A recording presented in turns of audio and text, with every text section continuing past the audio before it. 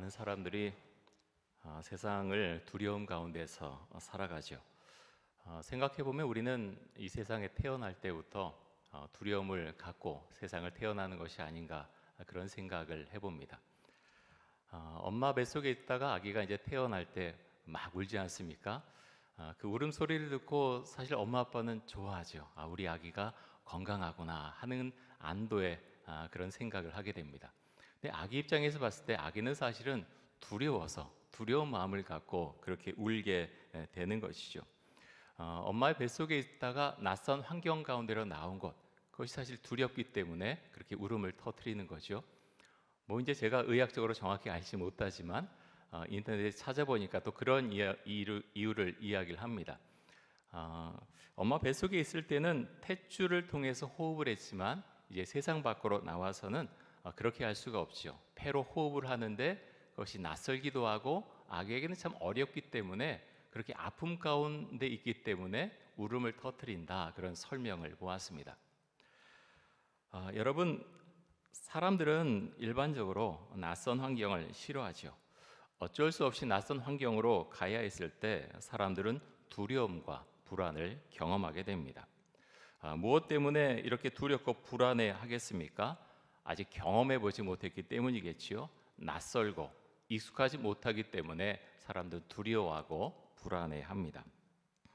오늘 우리가 신명기 1장 말씀을 읽었는데요. 신명기 1장 말씀에 나오는 이스라엘 백성들의 모습이 그랬습니다. 하나님은 가나안 땅으로 들어가라고 말씀을 하시죠. 그런데 이들은 멈칫합니다. 멈칫하고 다시 들어가는 것이 아니라 함께 모이지요. 장막에 모여서 수군거리기 시작합니다. 그리고 함께 그 수군거린 소리를 모아서 불만의 목소리를 터뜨리게 되죠. 나가서 원망하고 하나님을 불신하게 됩니다. 여러분, 신명기 대부분 다 읽어보셨을 텐데 여러분, 신명기 말씀이 어떤 말씀입니까? 신명기 말씀은요, 출애굽 2세들에게, 이제 출애굽 1세들은 거의 다 죽었습니다. 출애굽 2세들에게 이제 가나안 땅으로 들어가기 전에 요단강 동편에서, 요단강 동편 모압 평지에서 모세가 출애굽 2세들에게 설교한 내용, 그것을 모아놓은 것이 신명기 말씀입니다. 이제 요단강만 건너면 하나님께서 말씀하신 가나안 땅입니다. 그런데 출애굽 2세들은 하나님의 말씀을 잘 모르는 사람들이 많이 있었다는 거죠. 어떻게 우리가 이곳까지 왔는지, 그리고 어떻게 하나님을 의지하며 살아야 되는지 잘 알지 못하는 사람들이 많이 있었다는 겁니다. 그래서 모세는 이들을 하나님의 말씀으로 다시 무장시키고 격려하고 믿음을 갖고 가나안 땅으로 건너가기 위해서 설교를 했던 것입니다. 모세가 설교한 중에 이런 이야기를 합니다. 가데스 바네아에서 있었던 일을 설명을 하죠. 이스라엘 백성들 중에서 12명의 정탐꾼을 가나안 땅으로 보내게 되죠. 그런데 그곳에 갔던 정탐꾼들 중에서 10명의 정탐꾼들은 부정적인 보고를 하게 됩니다. 이스라엘 백성들은 그 보고를 듣고서 우리가 가나안 땅을 차지할 수 없다고 하면서 밤새도록 울면서 하나님과 모세를 원망하게 되죠. 신명기 1장 26절과 27절 말씀 한번 보겠습니다.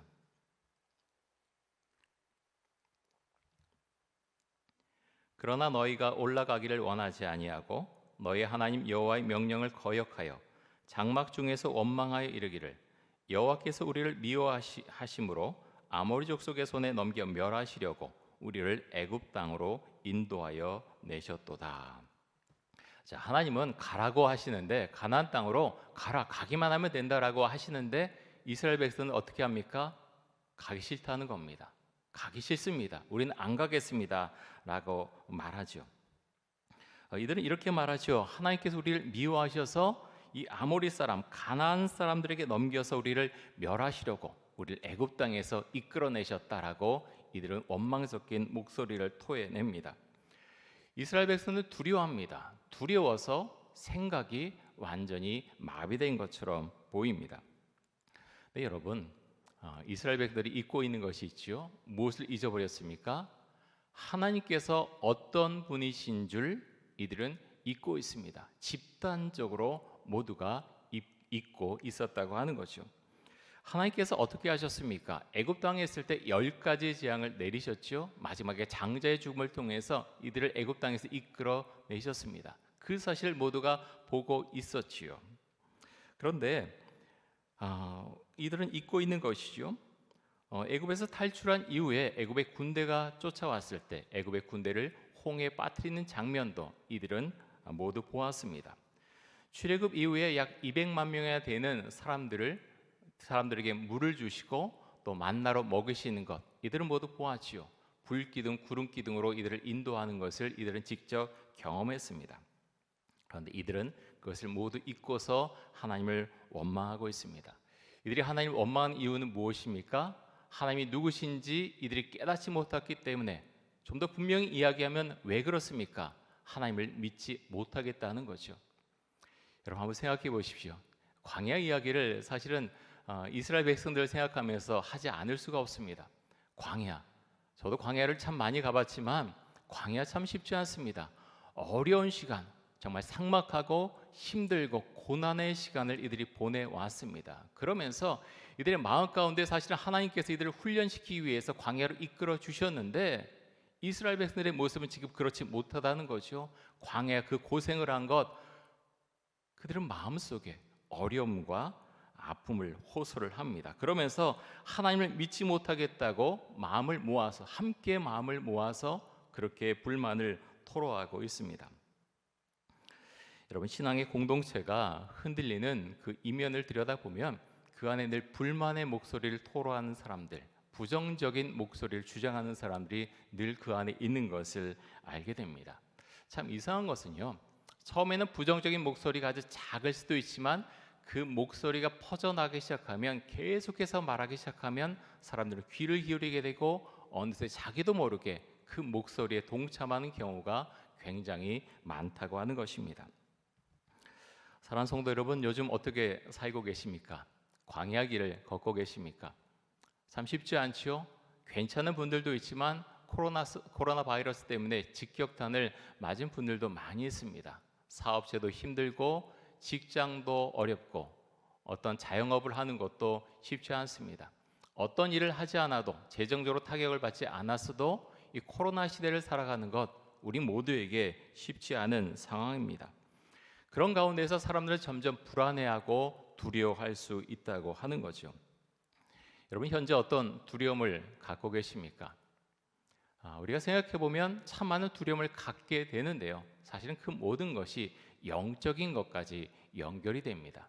그 가운데서 우리가 하나님을 온전히 믿고 있는가 되묻게 된다고 하는 거죠. 두려움은 우리의 생각을 마비시킵니다. 우리의 마음을 얼어붙게 만들죠. 그래서 이스라엘 백성들처럼, 오늘 말씀에 나온 이스라엘 백성들처럼 갑자기 속에 있는 것들이, 부정적인 것들이 함께 모아져서 마치 화산이 폭발하듯이 그렇게 폭발되어 나오는 경우들이 있다고 하는 것입니다. 자, 28절 말씀도 한번 보겠습니다. 신명기 1장 28절입니다. 우리가 어디로 가랴? 우리 형제들이 우리를 낙심하게 하여 말하기를 그 백성은 우리보다 장대하며 그 성읍들은 크고 성곽은 하늘에 닿았으며 우리가 또 거기서 아낙 자손을 보았노라 하는도다 하기로. 여러분 현실이죠. 눈앞에 이들은 어려운 것들을 보았습니다. 아낙 자손이 있는 것을 보았죠. 여러분 우리도 그럴 수 있습니다. 현실 살아가면서 내가 다른 이상한 이야기를 하는 게 아니라, 보지 않느냐, 내 눈앞에 이런 것이 있다, 이런 어려움이 있다, 그래서 난 두렵다, 그래서 난 정당하다라고 생각할 수 있다는 거죠. 하지만 여러분, 우리가 그런 말을 밖으로 꺼낼 때 우리는 그 말 속에 갇혀서 지낸다는 것을 우리는 기억해야 되겠습니다. 결국에는 누구의 말을 선택할 것인가, 선택의 문제라는 거죠. 하나님께서 무서워하지 말고 두려워하지 말아라 말씀하신 그 말씀과 세상 가운데서 마귀가 좋아하는 그 목소리를 들었을 때 그 둘 중에 어느 것을 내가 선택할 것인가, 결국에는 선택의 문제라고 하는 것입니다. 이스라엘 백성들이 원망의 목소리를 쏟아내는데요, 그것에 대해서 모세가 이렇게 말합니다. 신명기 1장 29절 말씀입니다. 29절에 31절까지 한번 보겠습니다. 내가 너희에게 말하기를 그들을 무서워하지 말라, 두려워하지 말라. 너희보다 먼저 가시는 너희 하나님 여호와께서 애굽에서 너희를 위하여 너희 목전에서 모든 일을 행하신 것 같이 이제도 너희를 위하여 싸우실 것이며 광야에서도 너희가 당하였거니와 사람이 자기 아들을 안는 것 같이 너희 하나님 여호와께서 너희가 걸어온 길에서 너희를 안으사 이곳까지 이르게 하셨느니라 하나. 자, 모세는 이스라엘 백성들에게 이런 이야기를 하지요. 무서워하지 말아라, 두려워하지 말아라. 30절에 정말 귀한 말씀이 있어요. 너희보다 먼저 가신 너희 하나님 여호와께서. 여러분 이 사실을 믿으십니까? 우리보다 앞서 가신다는 거예요. 내가 주를 믿고 나아갈 때 나보다 앞서 가시는 하나님, 그 하나님. 여러분 그것을 우리가 고백할 수 있기를 원합니다. 모세가 그렇게 말하지요. 너희보다 먼저 가신 너희 하나님께서 너희를 위해서 싸우실 것이다 라고 모세는 말하고 있습니다. 사랑하는 성도 여러분, 31절에 보면 정말 귀한 말씀이 있는데요. 모세가 아주 기가 막힌 표현을 하지요. 사람이 자기 아들을 안는 것 같이 너희 하나님 여호와께서 너희가 걸어온 길에서 너희를 안으사 이곳까지 이르게 하셨다라고 말씀합니다. 안아주셨다는 거예요. 마치 부모가 자기의 자녀를 꼭 안고 그 따뜻하게 품에 안아주고 사랑의 눈빛으로 그 아이를 쳐다보듯이 하나님께서 안아주셔서 이곳까지 이르게 하셨다라고 말하고 있습니다. 근데 여러분 참 이상하지 않습니까? 모세와 이스라엘 백성들은 함께 있었습니다. 모세가 양을 치고 있을 때 하나님께서 그를 부르시죠. 이스라엘의 지도자로 부르셔서 애굽에 같이 있다가 10가지 재앙을 함께 보고 그리고 계속해서 지금까지 모세와 이스라엘 백성들은 함께 있었습니다. 광야 길을 걸어왔습니다. 모세만 특별히 호화 생활을 한 것이 아니었죠. 그런데 그 광야 길을 걸어온 이후에 이들의 반응은 너무나 다릅니다. 이스라엘 백성들은 이렇게 말했지요. 하나님께서 우리를 죽이려고 애굽 땅에서 우리를 이끌어내셨다라고 말하고 있고요. 모세는 그게 아니라 하나님께서 우리를 안아주셔서 이곳까지 이르게 하셨다 이렇게 말하고 있습니다. 왜 다를까요? 무엇이 다릅니까? 모세가 특별히 호화로운 생활을 한 것이 아니죠. 왜 이렇게 다르게 반응하고 있습니까? 그것은요, 이스라엘 백성들은 현실만을 쳐다봅니다. 그리고 머릿속에 무엇을 넣었습니까? 부정적인 생각들, 부정적인 보고를 머릿속에 가득 채웠죠. 그래서 하나님을 잘못 그렇게 하나님에 대해서 잘못 이해하고 잘못 말하고 있다는 거죠. 하지만 모세는 현실 가운데 함께 살아갔지만 하나님을 늘 바라보고 하나님께 모든 것을 의지했습니다. 그래서 그렇게 말할 수 있었던 거죠. 우리를 안고 이곳까지 인도해 주셨다. 모세는 그렇게 고백을 하고 있습니다. 여러분 우리에게 이런 고백이 있기를 간절히 원합니다. 하나님께서 나를 안으사 이곳까지 함께 오셨다. 우리가 그 고백을 할 수 있기를 간절히 원합니다. 하나님은 우리에게 무서워하지 말고 두려워하지 말라라고 말씀하십니다. 복음서에 보면 예수님께서 제자들과 함께 갈릴리 호수를 건너는 그런 장면이 여러 군데 나오는데요. 한 번은 예수님께서 제자들과 함께 그 갈릴리 호수를 건너갈 때 큰 광풍이 불어왔습니다. 그래서 물결이 너무 넘쳐서 배가 곧 뒤집힐 것 같은 그런 상황이 되었습니다. 제자들 가운데는 어부 출신들이 많이 있죠. 그들은 그 배에 능숙한 사람들이었습니다. 하지만 그럼에도 그들은 죽음에 대한 공포를 느끼게 되었고 그래서 잠들어 있는 예수님을 깨우게 되죠. 그리고 예수님에게 우리를 살려달라고 말하게 됩니다. 예수님이 잠에서 깨어서 그 바람을 멈추게 하시고 물결을 잔잔하게 하셨지요. 그 다음에 이렇게 말씀을 하셨습니다. 마가복음 4장 40절 한번 보겠습니다. 우리 같이 한번 읽겠습니다. 이에 제자들에게 이르시되 어찌하여 이렇게 무서워하느냐 너희가 어찌 믿음이 없느냐 하시니. 여러분 제자들이 광풍을 보고서 무서워한 이유는 무엇입니까? 죽을 것 같은 거예요.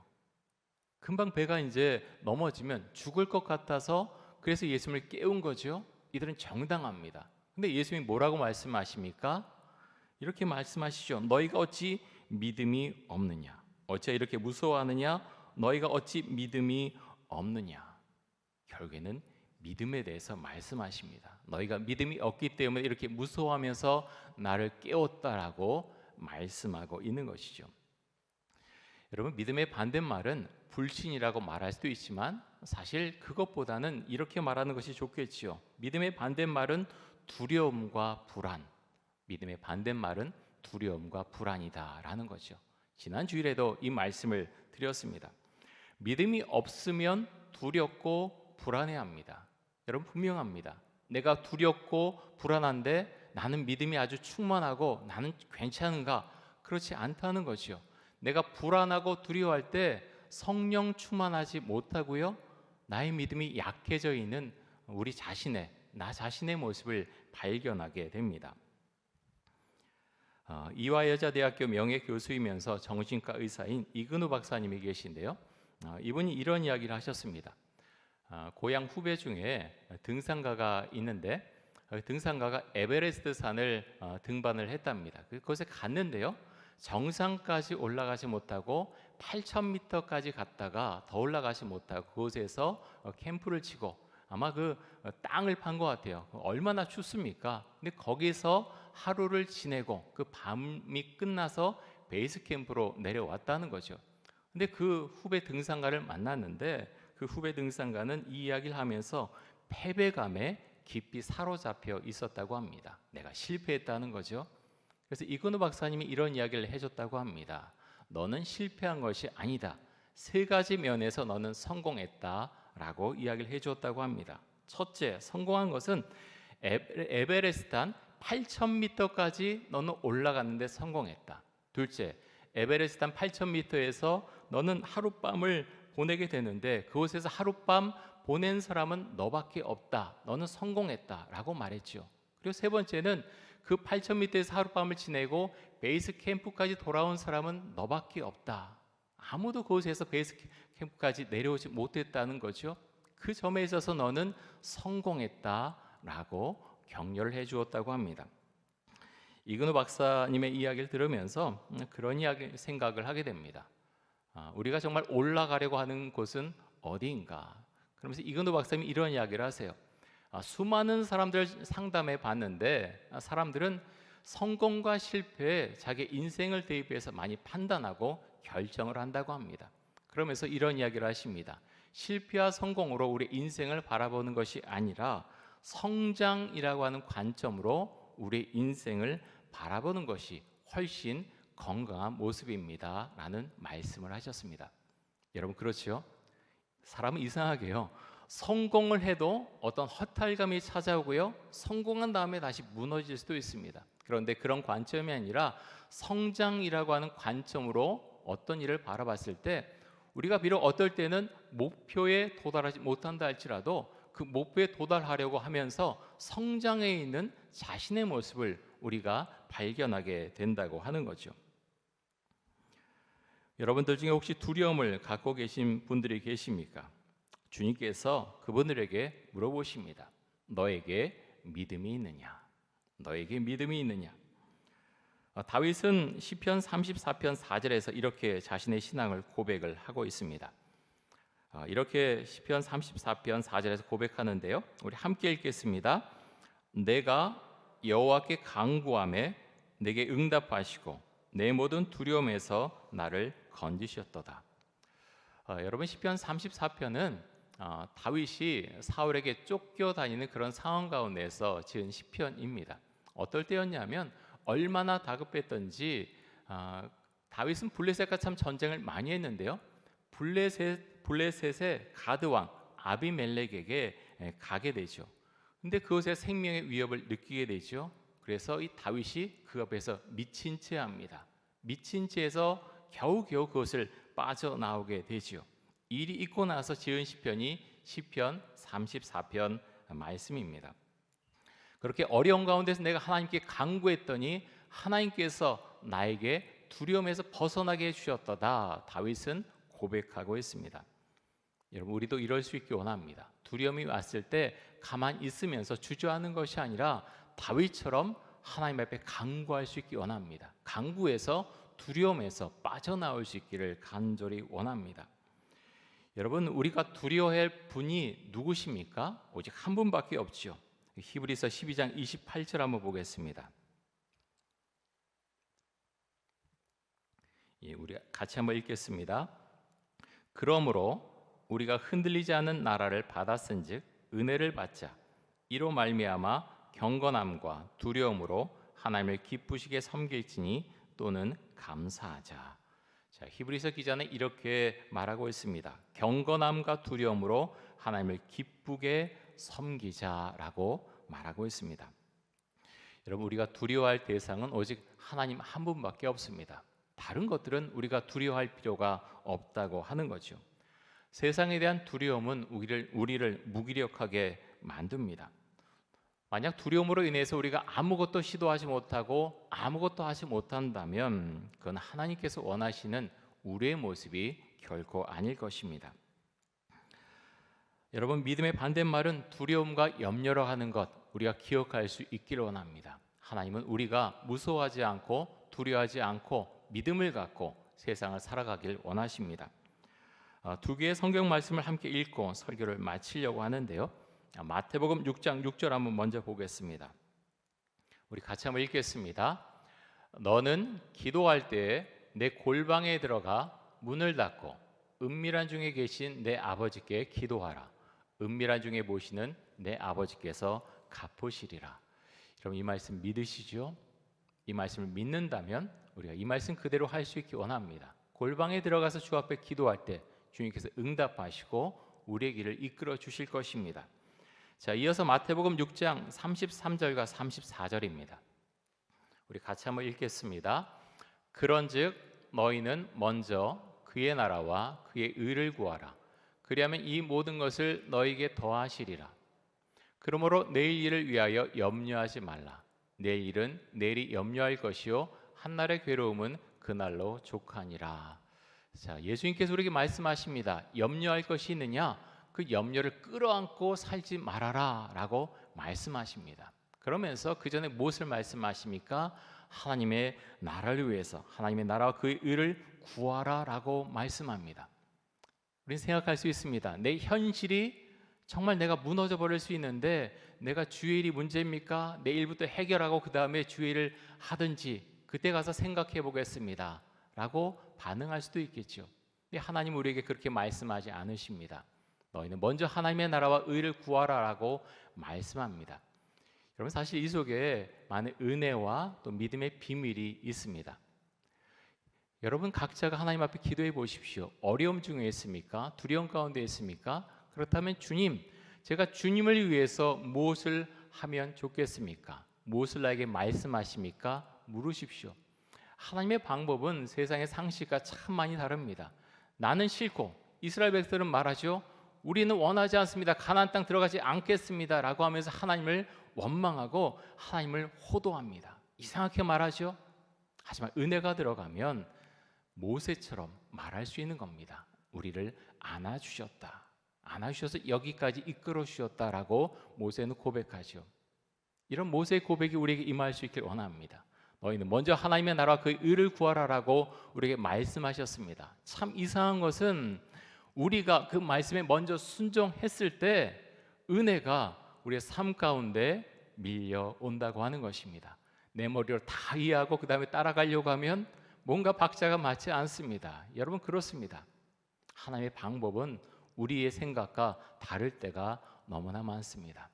두려움 가운데 우리가 있지 않고 믿음 가운데에서 주를 따르면서 믿음을 선포하고 주님과 함께 이 세상을 살아갈 때 하나님께서 우리 인생 가운데 함께 하시고 더 많은 성장을 주시고 더 많은 은혜를 주실 것입니다. 우리 함께 기도하겠습니다. 이 시간 우리가 함께 기도할 때 두려워하거나 염려하지 않게 하여 주옵소서. 우리의 이성과 상식에 의존하는 인생이 아니라 하나님을 의지하는 삶을 살아가게 하여 주옵소서. 믿음을 주옵소서. 우리 함께 기도하겠습니다.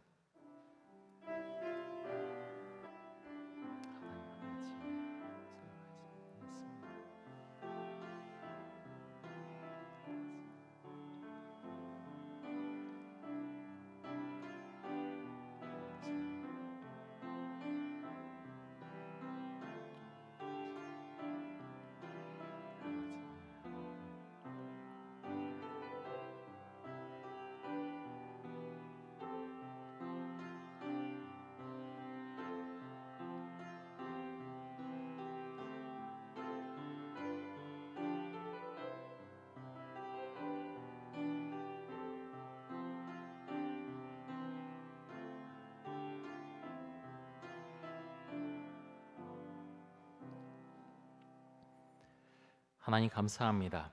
하나님께서 말씀하신 것, 그 말씀을 마음속에 품고서 그 말씀을 선포하며 그 말씀에 따라서 우리가 세상을 살아갈 수 있기를 간절히 원합니다.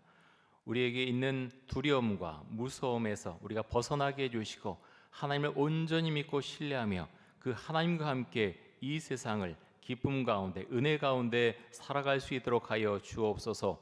예수님의 이름으로 기도드립니다. 아멘.